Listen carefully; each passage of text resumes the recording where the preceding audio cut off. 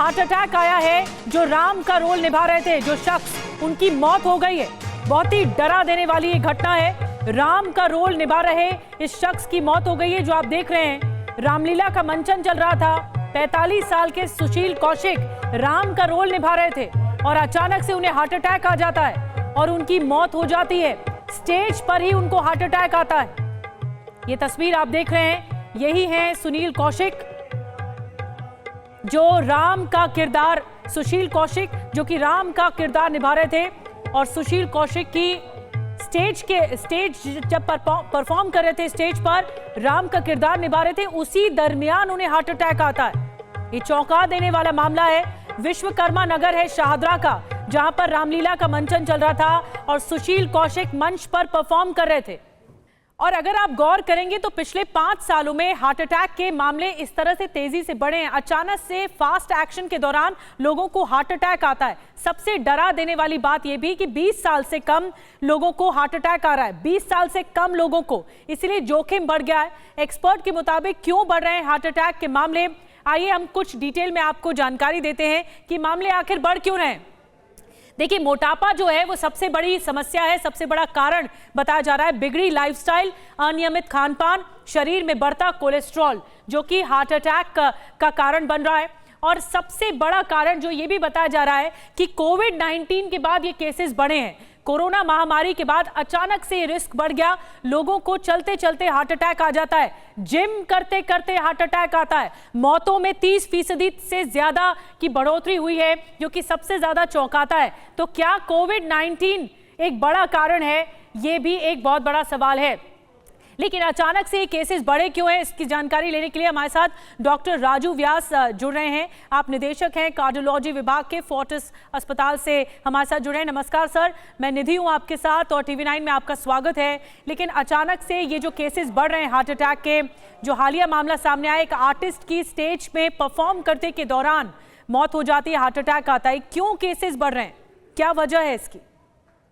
जैसा कि आपने खुद ने अपने पहले रिपोर्टिंग में दिखाया है कि बहुत सारे मल्टी फैक्टोरियल्स है, जिसमें कि जो आपने मेन मुख्य जो कारण है वो आपने खुद ने बताया। और हमने अक्सर ये देखा है कि जब कभी किसी वर्ल्ड में हमारे यहाँ पे महामारी आती है, उसके बाद में इस प्रकार के इंसिडेंसेस बढ़ जाते हैं। कोविड के बाद में नो डाउट अबाउट दैट कि 18 से 20% मौतों की संख्या पूरे वर्ल्ड में बढ़ी है। अमेरिका की स्टडी रिसेंटली पब्लिश हुई थी, जिसके अंदर ये कहा गया था कि अमेरिका में इवन सडन कार्डियक डेथ का जो इंसिडेंस है वो 18% के करीब बढ़ गया है। हालांकि हिंदुस्तान में हमारे यहाँ पे इस प्रकार की कोई स्टडी अभी तक कंडक्ट नहीं की गई है, लेकिन हाँ, हम एज एन कार्डियोलॉजिस्ट अब कोविड इन्फेक्शन को एक प्रकार का रिस्क फैक्टर मानते हैं।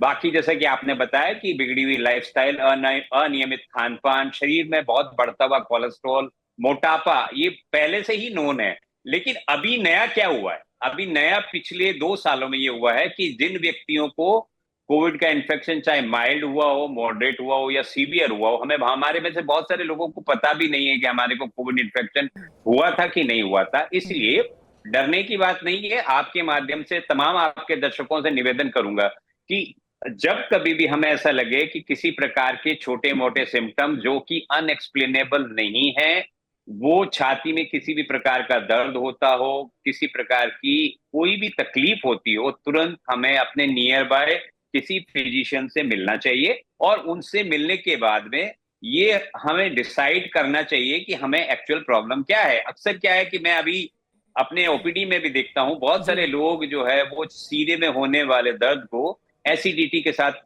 जो है वो कंपेयर करते हैं कि ये गैस चढ़ गई होगी, एसिडिटी। होता ये है कि अक्सर ये जो लोग होते हैं जिनको कि सिम्टम्स पहले से मौजूद होते हैं, वो अपने सिम्टम्स को इग्नोर करते हैं और उन्हीं के कारणों से ये सडन कार्डियक डेथ होने की संभावना बढ़ जाती है। बिल्कुल। रही बात कि कोविड के बाद में no doubt younger age group के पेशेंट्स में हमने बहुत सारे इंसिडेंसेस देखे हैं। मैंने अभी रिसेंटली अपने यहाँ एक पेशेंट को ऑपरेट किया जिसका की उम्र मात्र 23 साल था। उसको कोविड इन्फेक्शन हुआ था, उसकी एक आर्टरी 100% ब्लॉक थी, स्टेंट डालना पॉसिबल नहीं था, तो इसलिए हमने उनका एक छोटे से इंसिजन के द्वारा बाईपास सर्जरी किया। तो कहने का तात्पर्य बड़ा सिंपल है कि अब आज की स्थिति में हमें अपने मल्टी फैक्टोरियल बीमारी है, ये कार्डियक प्रॉब्लम जो है मल्टी फैक्टोरियल है, इसमें ये पिन पॉइंट करना बड़ा मुश्किल होगा। यही डॉक्टर व्यास, यही सवाल है आपसे जो है कि डॉक्टर व्यास, यही सवाल है कि हम सब देखते समझते तो हैं, पढ़ते भी हैं, सावधानी बरतनी चाहिए, ये भी सोचते तो हैं, लेकिन इम्प्लीमेंट नहीं करते हैं।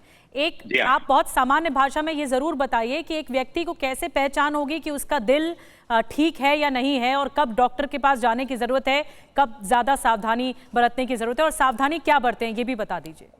पहली बात तो ये कि जो हम कोई भी व्यक्ति जो कि उम्र में 20-25 साल से उम्र में बड़ा हो, अब कोविड के इन्फेक्शंस के या इस महामारी के दौर से गुजरने के बाद अमूमन तय मैं सभी लोगों को ये कहता हूं कि जो भी व्यक्ति जिम में या किसी भी विग्रस एक्सरसाइज को करने के बारे में सोच रहे हैं, उन्हें तुरंत अपने किसी फिजिशियन से मिलके नियर बाय जो हॉस्पिटल होता है उसमें कुछ बेसिक टेस्ट जरूर करा लेने चाहिए, जिसमें कि कोलेस्ट्रॉल, ताकि हमें ये भी पता चले कि हमारा कौन सा रिस्क फैक्टर है जो कि हमें आगे चल के हमारे लिए चिंता का विषय बन सकता है।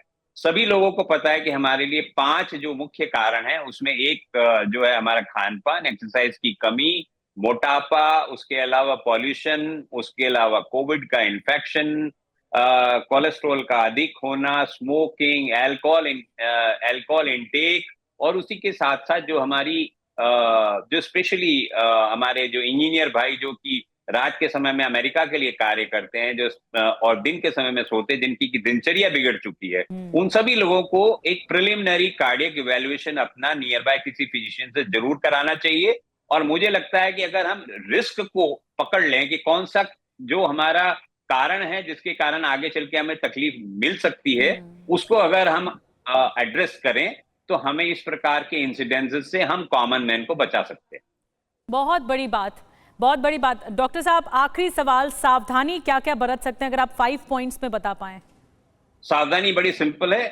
जब कभी हमें किसी प्रकार के सिम्टम्स लगे, छाती में अगर किसी प्रकार की कोई तकलीफ होती हो, तो हमें तुरंत अपने नियर बाय फिजिशियन से मिलना चाहिए। अगर हम मोटापे से ग्रसित हों, अगर हम स्मोकर हों, हमारा कोलेस्ट्रॉल हाई हो, और अगर हमारी लाइफस्टाइल रियली प्रॉब्लमेटिक हो, हमें नींद समय पे नहीं आती हो या हम समय पे नहीं ले पाते हैं, तो इन सभी चीजों के लिए जब हमारी बिगड़ी हुई लाइफस्टाइल हम देखते हैं, तो हमें नियर बाय फिजिशियन से मिलके इसको समझने की जरूरत है। मेरे अनुसार आपके माध्यम से तमाम आपके दर्शकों को समझना चाहिए कि हमें अब वो समय आ गया है कि हमें समय समय पे अपने रूटीन के जो चेकअप्स हैं वो फिजिशियन से मिलके अगर हम कराते हैं, उसके कारण से हमें रिस्क पता लगेगी कि हमारे कौन से कारण आगे चल के हमारे लिए जानलेवा हो सकते हैं। तो उसको अगर हम एड्रेस करेंगे तो मुझे लगता है हम बहुत सारी लाइफ को बचा सकेंगे। बहुत बड़ी बात डॉक्टर राजू व्यास आपने बताई कि सावधानी आपके हाथ में होती है, और आपको अपने शरीर को समझना होगा कि क्या ऐसी वजहें हैं जो हार्ट अटैक को ट्रिगर कर सकती हैं। तो इसीलिए उन वजहों को तलाशने के लिए सबसे पहले जांच करानी होगी, और ये बहुत ज़रूरी है कि नियमित जांच बहुत ज़रूरी है किसी भी शरीर की शारीरिक रूप से। बहुत बहुत धन्यवाद डॉक्टर राजू व्यास, ताकि ये नौबत ना आए जिस तरह से हार्ट अटैक के केसेस बढ़ रहे हैं, अचानक से हार्ट अटैक के केसेस बढ़ रहे हैं, वो नौबत ना आए। तो इसलिए सावधानी ज़रूर अपने साथ रखिए। और अब बड़ी खबर आपको बताते हैं जो कि वॉर जोन से सामने आ रही है। लेबनान का रुख करेंगे। बेरूत में इजराइल का बड़ा हमला हुआ है। जी हाँ, लगातार हम आपको अपडेट्स दे रहे हैं वॉर जोन से कि किस तरह से अटैक हुए हैं। थोड़ी देर पहले जो जानकारी हमें मिली है हमारी टीम को कि बेरूत पर एक बार फिर अटैक हुआ। IRGC हिजबुल्लाह की बैठक के दौरान यह हमला हुआ है। जहां इजराइल का हमला हुआ है वहां से संवाददाता सुमित चौधरी की आपको एक्सक्लूसिव रिपोर्ट दिखाते हैं।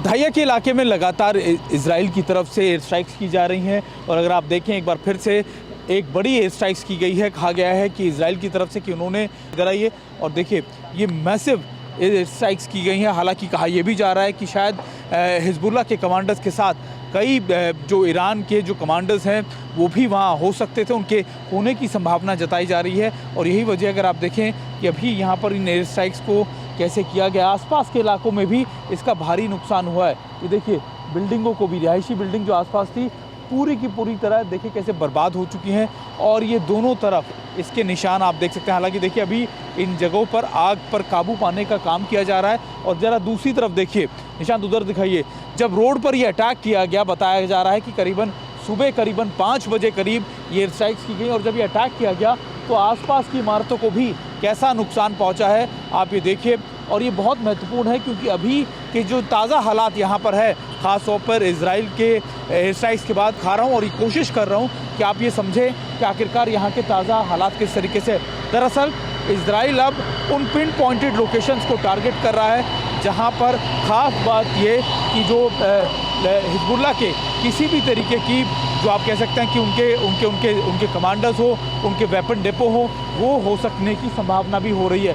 और देखिए निशांत, आप थोड़ा सा इधर आइए और मैं आपको दिखा रहा था कितनी ज़्यादा मैसिव एयर स्ट्राइक्स की हैं कि अभी भी यहाँ पर आप धुएं का गुब्बारा आप देख सकते हैं। और ये आलम है इस समय बेरूट के अंदर, और ये बेरूट वो इस समय वॉर फ्रंट बन चुका है जहाँ पर कभी भी कुछ भी हो जाता है। और देखिए अभी, क्योंकि मैं आपको इसलिए समझाने की कोशिश कर रहा था कि अभी देखिए अब यहाँ के ताज़ा हालात क्या। हालांकि अभी हमको कहा गया है कि जब तक ये अपनी काबू ना पाले तब तक आप इनसे दूर रहिएगा, क्योंकि कभी भी यहाँ के इन इलाकों के अंदर बड़ी एयर स्ट्राइक्स दोबारा से कर दी जाती है, क्योंकि जब भी हिजबुल्लाह के दूसरे कमांडर्स यहाँ मौजूद होते हैं। और देखिए आप अगर ये आवाज़ सुन रहे हो, फिर यहाँ पर पीछे की तरफ बड़ी दूसरी जगह एयर स्ट्राइक्स की गई हैं। और जैसे ही हिजबुल्लाह के कमांडर्स यहाँ पहुँचते हैं या फिर जो उनके ओवरग्राउंड वर्कर्स यहाँ पहुँचते हैं, ये दोबारा से एयर स्ट्राइक्स कर देते हैं। और ये आलम इस समय यहाँ का चारों तरफ का है। और ये देखिए इधर अगर आप देखें, इधर निशांत, इधर अगर आप दिखाएं बिल्डिंगों को कैसा नुकसान पहुँच रहा है। और अभी क्योंकि 24 घंटे पहले ये आलम था कि यहाँ पर ये, क्योंकि देखिए आप मेन हाईवे है जो एयरपोर्ट के बिल्कुल जो एयरपोर्ट रोड है उसके साथ में इन बिल्डिंगों को टारगेट किया गया है। कहा जा रहा है कि यहाँ पर एक बड़ी मीटिंग हो रही थी जिसमें ना सिर्फ हिजबुल्लाह के कमांडर बल्कि ईरान के कोई बड़े ऑफिशियल्स भी होने की बात कही जा रही थी। और यही वजह है कि अब इसी इलाके को ज़्यादा टारगेट किया जा रहा है। जहाँ पर भी मैं आपको बता रहा था कि अटैक या फिर आप कह सकते हैं कि उसकी जानकारी मिलती है, तुरंत वहाँ पर अटैक इनिशिएट कर दिया जाता है। और एक बार फिर मेरे कैमरा पर्सन आपको तस्वीरें दिखाएं और आप समझिए कि इस समय के ताज़ा हालात अभी कैसे बने हुए हैं, ख़ास तौर पर इन इलाकों के अंदर। एक और चीज़, आइए निशांत ज़रा अपने दर्शकों को थोड़ा सा करीब से और दिखा दें हम। देखिए नुकसान समझिए, इम्पैक्ट समझिएगा उस वेपन्स का। ये देखिए हिजबुल्लाह के जो अपने जो आप कह सकते हैं फ्लैग्स, और वो वहाँ आप देख सकते हैं। ये पूरा इलाका आप देखें कैसे आप बड़े बड़े कंक्रीट के जो आप कह सकते हैं कि स्ट्रक्चर्स थे, ये एक मिट्टी की रेत की तरह ढह गए, ये रेत की तरह ढह गए। और ये देखिए अभी अगर आप देखें ये एक्सप्लोजिव, आपको उनकी स्मेल आप उनको सूंघ पाएंगे यहाँ की एयर के अंदर। और ये देखिए अभी भी इस इमारत के अंदर भी आग लगी हुई है जहाँ मैं खड़ा हूँ। और ये आप देखिए पूरा का पूरा जो आउटलेट से, शोरूम से, पूरा कॉम्प्लेक्स जो है इस समय बर्बाद हो चुका है। हालांकि सबसे खास बात ये कि जब ये इम्पैक्ट होता है, जब एयर स्ट्राइक्स होती हैं, आसपास के रिहायशी इलाकों को भी कितना ज़्यादा नुकसान पहुंचता है आप समझ सकते हैं। लोग यहाँ रहते होंगे या फिर ज़्यादातर लोग यहाँ से छोड़कर जा चुके हैं, लोगों को, आम लोगों को नुकसान ना पहुँचे। लेकिन जब ये ऐसे अटैक्स होते हैं तो आप उसके इम्पैक्ट को, उसके आप कह सकते हैं कि उसके इम्पैक्ट को आप देखकर समझ सकते हैं कि वहाँ के ताज़ा हालात कैसे हैं। और आइए अब आपको बताते हैं कि बीती रात इजराइल ने कहां-कहां हमला किया है, किस किस इलाके में हमला किया है। लेबनान पर लगातार विध्वंसक हमले किए जा रहे हैं, लेकिन वो जगह जान लीजिए कि कहां-कहां अटैक हुआ है। देखिए वो जगह है बेरूत। सबसे पहले बेरूत, जो कि सबसे ज्यादा हमले यहीं हुए हैं। इससे सटा हुआ है बेका, मारिजे और बेरूत एयरपोर्ट, अल मशरफिया, जीए।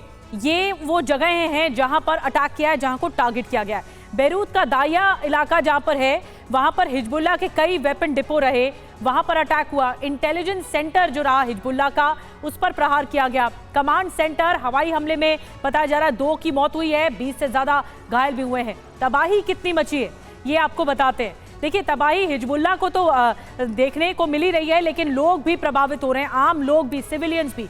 हिजबुल्लाह के ठिकाने तबाह किए जा रहे हैं। पहले तो हवाई हमले में आपको बता दें 2 की मौत हुई है, 20 से ज़्यादा घायल हुए हैं। तो तबाही इस तरह है कि जो सैन्य डिपो हैं हिजबुल्लाह के, उनको टारगेट किया जा रहा है। एक और बड़ी खबर, फ्रांस और इजराइल के बीच तनाव भी बढ़ गया है। लेबनान में फ्रांसीसी गैस स्टेशन पर हमला हुआ है। दरअसल बेरूत के दाया में IDF की एयर स्ट्राइक हुई है। फ्रांस के टोटल एनर्जी गैस स्टेशन पर हमला हुआ है। लेबनान की सबसे बड़ी पावर सप्लाई कंपनी है टोटल एनर्जी, और ये फ्रांस की कंपनी है। और उसके बाद पावर सप्लाई पूरी तरह से ठप हो गई है। लेकिन फ्रांस पर एक तरह से ये अटैक मान रहा है फ्रांस, और इस वजह से इजराइल और फ्रांस के बीच में तनाव की स्थिति है।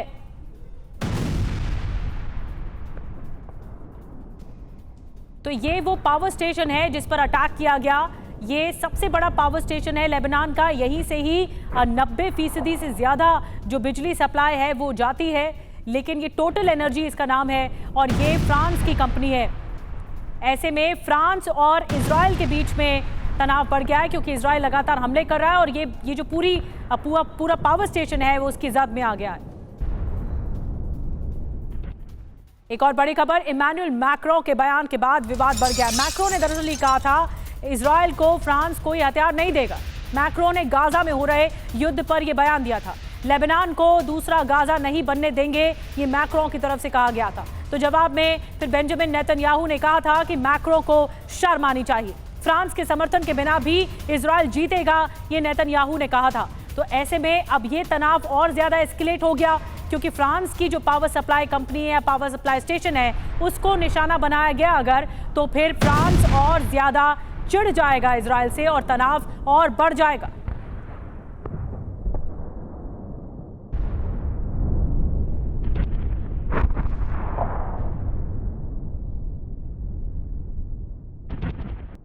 और देखिए कल 7 अक्टूबर है और 7 अक्टूबर को इजराइल एक बार फिर दहल सकता है। अमेरिकी खुफिया एजेंसी FBI ने अलर्ट जारी कर दिया है। अमेरिका से अलर्ट हुआ है, इजराइल अलग अलर्ट कर रहा है।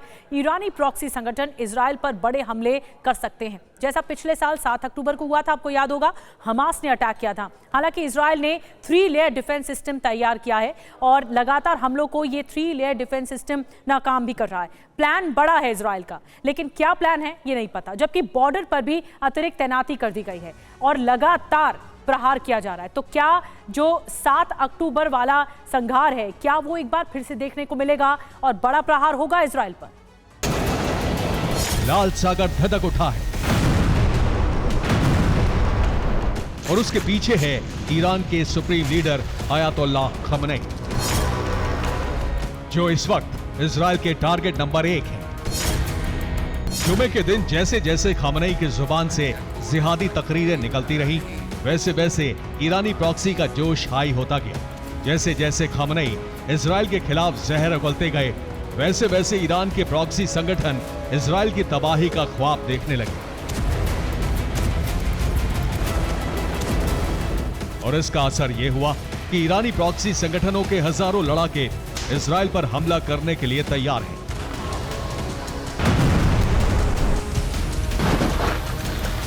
वो लेबनान जाकर हिजबुल्लाह की मदद करना चाहते हैं।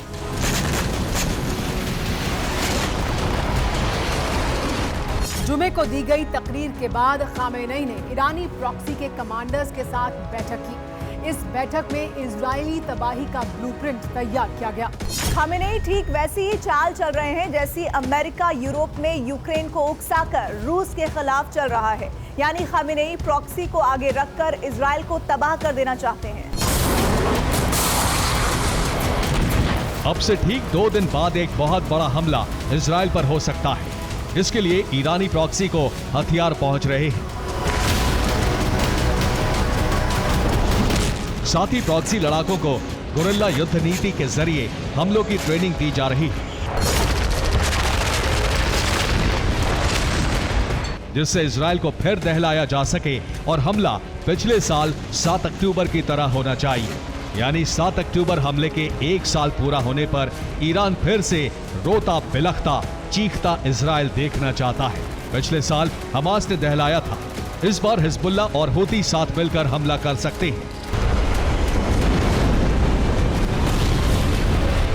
वैसे भी अमेरिका की खुफिया एजेंसी FBI ने अलर्ट जारी किया है, जिसमें बताया है कि 7 अक्टूबर को हमास के हमले के 1 साल पूरा होने पर ईरानी प्रॉक्सी इजराइल पर बहुत बड़े हमले करने की फिराक में है। इस बार हमले पहले से कहीं बड़े हो सकते हैं। इजराइल को सतर्क रहने की जरूरत है। इजराइल पर हमले के लिए ईरानी प्रॉक्सी मोटराइज्ड पैराग्लाइडिंग का इस्तेमाल कर भी बॉर्डर पार कर सकते हैं, जबकि समंदर के रास्ते से भी घुसपैठ कर सकते हैं। लेकिन सबसे ज्यादा खतरा मिसाइल स्ट्राइक का है, क्योंकि रूस और इराक से लगातार प्रॉक्सी गुटों को हथियार मिल रहे हैं, जिसमें हूती के पास सबसे ज्यादा रूसी हथियार पहुंच गए हैं, जबकि दूसरे संगठनों को भी सैन्य सहायता दी जा रही है।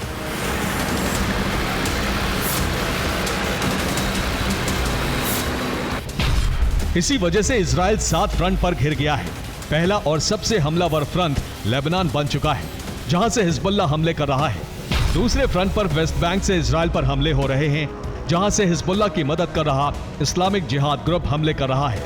तीसरे फ्रंट गाजा में इजराइल पिछले 11 महीनों से उलझा है, जहां हमास लड़ाके घात लगाकर हमले कर रहे हैं। यमन फ्रंट पर हूती आक्रामक है, जिसने लाल सागर में पश्चिमी देशों के कारोबारी जहाजों को टारगेट किया हुआ है। पांचवा फ्रंट ईरान है, जो कभी भी इजराइल पर मिसाइल स्ट्राइक कर सकता है। छठे फ्रंट इराक से कताइब हिजबुल्लाह भी हमले की तैयारी कर रहा है। सातवें फ्रंट सीरिया में बद्र ऑर्गेनाइजेशन ने अमेरिकी सैन्य ठिकानों को टारगेट कर लिया है।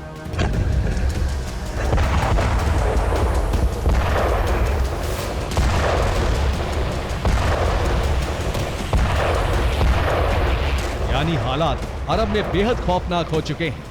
अब इजराइल को अस्तित्व बचाने के लिए आर पार की जंग लड़नी ही होगी।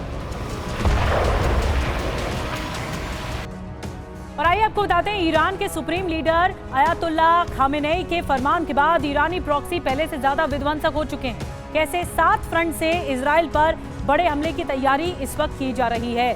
और यमन से हूती ने लाल सागर में कई हमले किए हैं। ये जो आप देख रहे हैं, ये लाल सागर का तस्वीर है और पश्चिमी देशों के जहाजों पर मिसाइलें दागी गई हैं। यानी लाल सागर एक जंग का नया समंदर बन रहा है, जबकि टास्क फोर्स ने हूती की मिसाइलों को इंटरसेप्ट कर दिया। कुछ ही मिनटों में लाल सागर में मौजूद टास्क फोर्स ने पलटवार शुरू कर दिया। यमन के पास पहुंचकर युद्धपोत से मिसाइलें दागनी शुरू कर दी।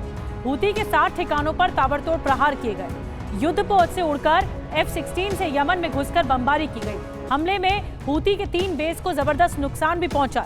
हूती ने जिन ठिकानों से मिसाइलें दागी थी, वो सभी तबाह कर दिए गए। खमेनेई के ऐलान के बाद ईरानी प्रॉक्सी 100% रिचार्ज हो चुके हैं। 7 अक्टूबर को इजराइल पर बड़ा हमला कर सकते हैं, उसका रिहर्सल अभी से दिखने लगा है। हिजबुल्लाह ने पिछले 24 घंटों में इजराइल पर कई दफा हमले किए हैं। ये उसी की तस्वीरें हैं। हिजबुल्लाह ने सबसे ज्यादा हमले गैलिली में किए। गैलिली के नक्शे में जितने भी लाल निशान हैं, यहां हिजबुल्लाह ने रॉकेट दागे। अब गैलिली में लगातार सायरन बज रहा है।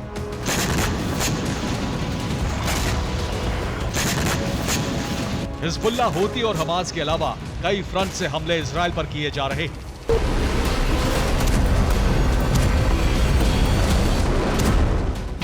जिसमें बहरीन से अल अश्तर ब्रिगेड के लड़ाके भी लेबनान की तरफ जा रहे हैं, जबकि सीरिया और इराक से पहले ही जेनबिया और फातमिया ब्रिगेड के लड़ाके गोलन हाइट्स पहुंच रहे हैं। ईरानी प्रॉक्सी के हमलों को रोकने के लिए इजराइल ने डिफेंस सिस्टम की 3 लेयर तैयार कर ली है। इसके अलावा ब्रिटेन और अमेरिका से भी मदद मांगी है।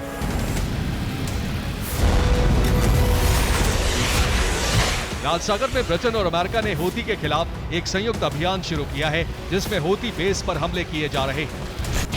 ये हूती ठिकानों पर बमबारी की तस्वीरें हैं, जिसमें 7 ठिकानों को टारगेट किया गया। अमेरिका और ब्रिटेन के फाइटर जेट ने यमन में घुसकर बमबारी की, जिसमें सना हुदैदा पोर्ट को जबरदस्त नुकसान पहुंचा है। वहां रखे वेपन डिपो को तबाह कर दिया। इस हमले में 10 फाइटर जेट का इस्तेमाल किया गया। इसके अलावा युद्धपोत से भी 15 से ज्यादा बार हमले किए गए। इस तरह के कई अंडरग्राउंड ठिकाने इजराइल नष्ट कर चुका है, लेकिन अभी भी खतरा बना हुआ है। खास तौर से 7 अक्टूबर को बड़े हमले का अल्टीमेटम है, जिसके लिए इजराइल ने सुरक्षा कवच बना लिया है। उधर अमेरिका और ब्रिटेन भी ईरान और उसके प्रॉक्सी संगठन पर हमले के लिए तैयार है। Bureau report, TV9 Bharatvarsh. और आपको बता दें कि सीरिया लेबनान बॉर्डर पर इजराइल ने जो कुछ किया है, उससे विनाश की जो ग्लोबल आग है, भड़कने का खतरा और ज्यादा बढ़ गया। इजराइल ने हिजबुल्लाह के हथियार सप्लाई लाइन को काटने के लिए सीरिया से लगते लेबनानी सीमा पर बहुत बड़ी एयर स्ट्राइक कर दी। इससे पुतिन और उनकी सेना बहुत भड़क गई है। माना यह जा रहा है कि आने वाले वक्त में रूस सीरिया की तरफ से इजराइल के खिलाफ नया फ्रंट खोल सकता है, यानी रूस समर्थन करेगा। अगर ऐसा हुआ तो अरब में बहुत बड़ा प्रलय आ जाएगा। ये लेबनान में हिजबुल्लाह के संपूर्ण संहार का भयावह दृश्य है।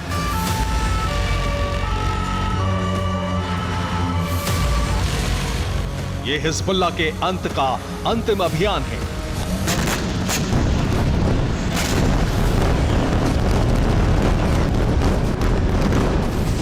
इजराइल बैरूत के साथ साथ दक्षिणी लेबनान में विध्वंसक हमले कर रहा है।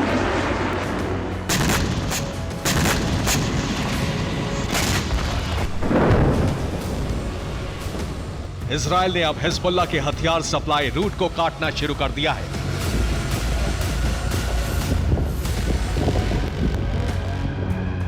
आईडीएफ हिजबुल्लाह के हेडक्वार्टर, उसके ठिकाने, हथियार गोदाम, रॉकेट लॉन्च साइट के साथ साथ उसके हथियार सप्लाई रूट को ध्वस्त कर रही है।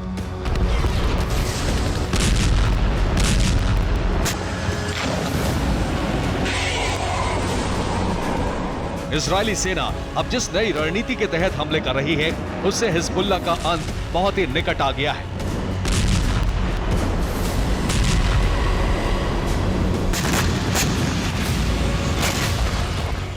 दक्षिणी लेबनान में इजरायल ने हिजबुल्लाह के उस सेंटर पर हमला किया जो मस्जिद में था। उसके पास ही सलाह चंदौर अस्पताल है। हमले में हिजबुल्लाह का ठिकाना तहस नहस हो गया। दाहिया में इजरायल के हमले से एक रिहायशी इमारत पूरी तरह से बर्बाद हो गई।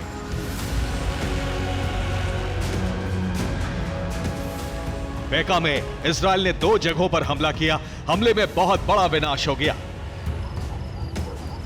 बेरूत में आईडीएफ की बमबारी से एक कब्रिस्तान को भी नुकसान पहुंचा है। त्रिपोली में इजरायल ने पहली बार बमबारी की। हमले में एक अपार्टमेंट मलबा बन गया।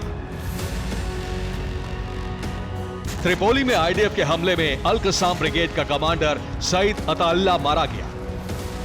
पूरा इलाका वो है जहां पर बड़े आप कह सकते हैं कि हिजबुल्लाह के गढ़ में अटैक किए जा रहे हैं। और ये पूरे इलाकों के अंदर अगर आप देखें, आपको धुएं का गुबार नजर आ जाएगा। उधर देखिए आप, उधर बिल्डिंगों पर अटैक किया गया, फिर इधर अटैक किया गया, और ऐसे अटैक और किए जा रहे हैं। पूरी तरह का आपको बर्बादी नजर आएगी। और पहले मैं आपको एक बार फिर से वो जगह दिखाता हूँ। निशान जरा अगर आप उधर फोकस करें जहाँ से लगातार, तो हमारा मेन टारगेट वही इलाका था और उसी इलाके में ज़्यादा तबाही मची है। इजराइल सिर्फ हिजबुल्लाह के ठिकानों और हथियार गोदामों को ही नहीं जला रही है, बल्कि उस रूट को भी तबाह कर रही है जिसके जरिए हिजबुल्लाह को ईरानी हथियारों की सप्लाई होती है।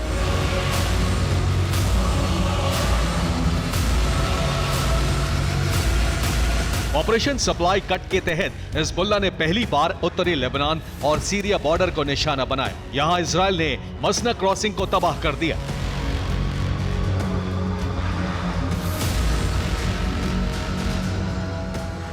ये लेबनान को सीरिया से जोड़ने वाला हाईवे था, लेकिन अब इसे इजराइल ने भीषण बमबारी कर पूरी तरह से खत्म कर दिया है। अब ये पूरा हाईवे खंडहर बन चुका है। लेबनान युद्ध की रिपोर्टिंग कर रहे टीवी 9 भारतवर्ष के संवाददाता सुमित चौधरी जब इजराइल के बाद मसना क्रॉसिंग पहुंचे तो विनाश का भयावह दृश्य देखकर दंग रह गए।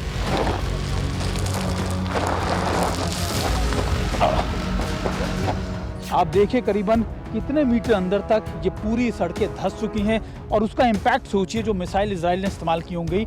और ये पूरा मैं आप देखिए कि पूरी की पूरी पहाड़ी या फिर कह सकते हैं कि ये पूरा का पूरा हाईवे जो है इस समय बर्बाद हो चुका है। मैं आपको इसलिए दिखा रहा हूँ कि मानिए कि अब इसको रिपेयर करने में भी, ठीक करने में भी कितना ज़्यादा समय लगेगा। और इजराइल की स्ट्रैटेजी यही है कि मेन हाईवेज को पूरी तरीके से कट कर दिया जाए।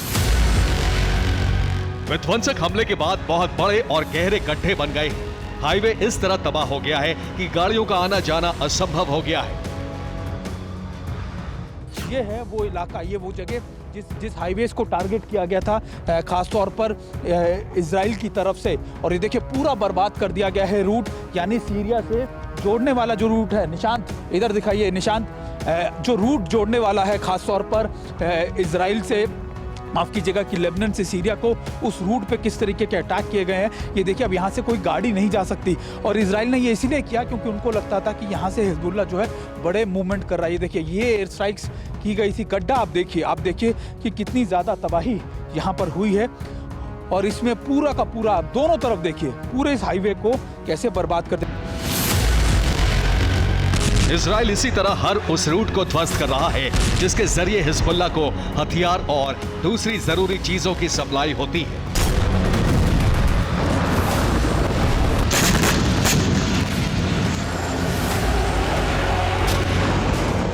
इजराइल ने हिजबुल्लाह के सप्लाई रूट को कैसे ध्वस्त किया, अब इसे समझिए।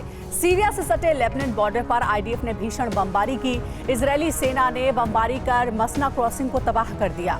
मसना क्रॉसिंग वो हाईवे है जो लेबनान को सीरिया से जोड़ता है। इस हमले के साथ ही इजरायल ने सीरिया से हिजबुल्लाह के हथियार सप्लाई रूट को काट दिया। मसना वो क्रॉसिंग है जिसके जरिए होती और हिजबुल्लाह को सीरिया से ईरानी हथियारों की सप्लाई होती थी, और इस हमले के साथ ही सीरिया से हिजबुल्लाह को होने वाले हथियारों की सप्लाई बंद हो गई है। इतना ही नहीं, इजरायली एयरफोर्स ने 2 किलोमीटर लंबी टनल को भी तबाह कर दिया है। हमले में वो टनल बर्बाद हुई है जो लेबनान को सीरिया से जोड़ती थी। इस टनल से भी हिजबुल्लाह को ईरान के हथियार भेजे जाते थे। टनल पर हिजबुल्लाह की यूनिट 4400 का ही कंट्रोल था और टनल के अंदर ही कई हथियार गोदाम भी मौजूद थे। इजरायल की एयर स्ट्राइक में हथियार गोदाम भी जल गए। इजरायल ने लेबनान को सीरिया से जोड़ने वाली एकमात्र सड़क और टनल को तबाह कर दिया है।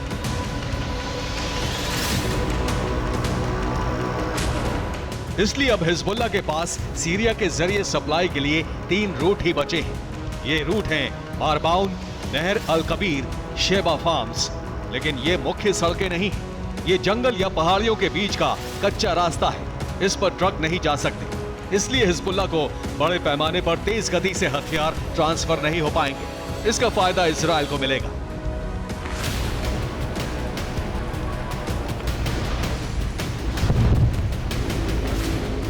इजरायल के लिए मुश्किल यह है कि सीरिया बॉर्डर पर हमले के बाद रूस और ईरान भड़क गए हैं। इजरायल ने जिस हाईवे को तबाह किया है वो रूस और ईरान के लिए अहम हाईवे था।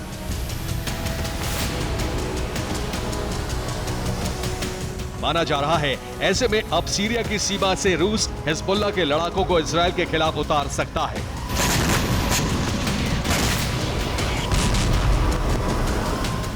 ऐसी स्थिति में इजरायल के खिलाफ एक और फ्रंट खुल जाएगा।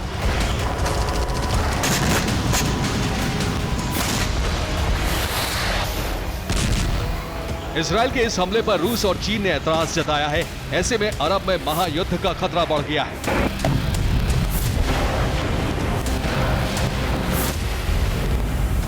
सीरिया वो देश है जो कई शक्तियों का सेंटर पॉइंट है।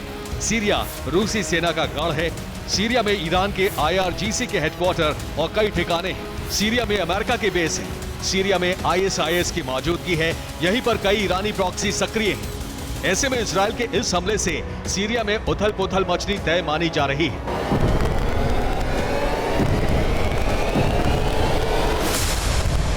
इजरायल ने न सिर्फ हिजबुल्लाह की जमीनी सप्लाई रूट को तबाह कर दिया है, बल्कि हवाई हथियार सप्लाई को भी रोक रखा है।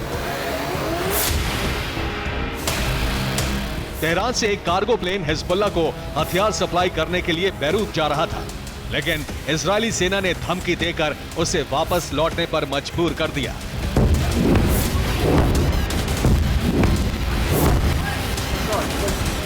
वहां युद्ध के खतरे के बीच हिजबुल्लाह भी इजरायल को बुरी तरह दहला रहा है।